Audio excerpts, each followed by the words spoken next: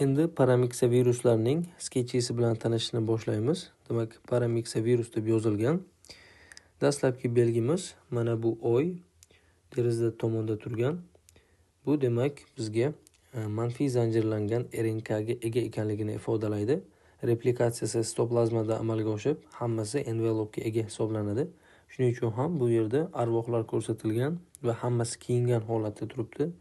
Demak, envelop ya'ni qobiq saqlar ekan o'zida. Tarqalishi esa respirator zarrachalar, ya'ni nafas tomchilari orqali tarqalar ekan. Bu yerda chap tarafda tirik kuchsizlantirilgan vaksinani ko'rish mumkin yozuvini. MMR yozuvi tushirilgan. Bu vaksinani biz homilador ayollarga qo'llolmaymiz. Shuning uchun ham o'rtada 3 ta o'yinchoq bor va mana bu shpris turganligini ko'rish mumkin. O'rtadagi o'yinchoq qilich yordamida bu homilador ayoldan to'sib turibdi. Demak, homilador ayollarga ishlatilmaskan.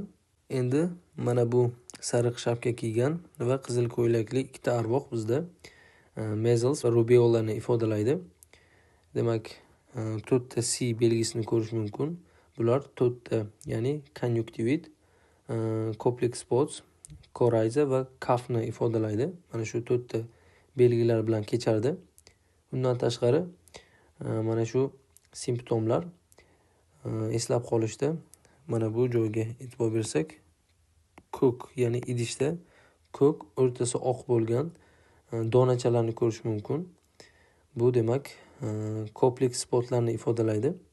Undan tashqari temperatura yuqori bo'ladi. Shuning uchun ham terlayotganligini ko'rishimiz mumkin bu odamni. Va biz yana eslaydigan bo'lsak, qizil ko'ylakli mana bu arvohga qarashimiz kerakki, bunda yoqutlari, ya'ni boshidagi, yuzdagi yoqutlar pastga qarab tushib ketmoqda. Demak, bu makulopapular toshmani ifodalaydi. Tananing yuqori qismidan boshlanib pastgacha davom etadigan va ko'ylagini hamma tomoni qip-qizil ekanligini ko'rishimiz mumkin. Demak, mana shu toshmalar bir-biri bilan qo'shilib teri sathini butunlay qoplab olishi mumkin.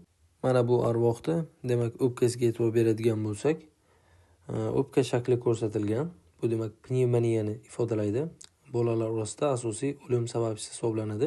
Bundan tashqari qo'lida A harfini ko'rish mumkin. Bu demak tajribada isbotlanganki, agar shu kasallik aniqlangandan keyin odamlarga vitamin A berib tursak, bu kasallik kechishini yengillashtiradi va uni asoratlarini yuzaga kelishini kamaytiradi. Va asosan oziqlanishi yaxshi bo'lmagan bolalarda demak bu asoratni kamaytirishga yordam beradi. Mana shu vitamin A belgisi bilan bu yerda ko'rsatilgan. Endi chap tarafda o'tkir osti sklerozlanuvchi panensefalit deb yozib qo'yilgan. Mana bu odamni demak bosh kiyimiga ham qarasak, g'ayritabiiy bosh kiyim kiyib olgan. Demak, bu asoratini ifodalaydi. Virus tufayli kelib chiqadigan panensefalit. Undan tashqari bu yerda deraza tomonga qarasak, mana bu odamni eslashimiz kerak. Qizil qon hujayralarini ifodalarda 8 ta soqoli bordi va qizil qon hujayralarini ham ko'rish mumkin. Bu demak bizga gemoglutinin pozitiv ekanligini ifodalaydi. Undan tashqari demak bu odamda qo'llari bir-biriga yopishib qo'ygan. Mana bu odamda bu nimaga? Demak, fusion proteinlariga ega, bir-biriga qo'shilib qolgani uchun, qo'llari yopishib qolgani uchun bu demak F proteinini ifodalar ekan. Endi keyingi belgimiz mana bu mumiyolangan odamda uni jag'ini ko'rishimiz mumkin, bo'yin qismlarini ko'rishimiz mumkin, qo'lidagi gullarni ko'rishimiz mumkin. Bu demak bizda mumps virusini ifodalaydi, ya'ni parotitni keltirib chiqaradi. Jag'i katta, shuning uchun ham parotitni bildiradi bu. Orxideya guli esa bu orxidni ifodalaydi va bo'ynidagi bog'ich esa mana bu bog'ich, bu aseptik meningitni ifodalaydi. Buning uchun ham biz MMR vaksinasidan foydalanardik. Endi mana shu o'ng tarafdagi mumiyolangan odamni yana oldida mana bu arvohchalarni ko'rishimiz mumkin. Demak, bu arvohchalar bizga mana bu RSV, ya'ni respirator sinsitial virusni ifodalaydi.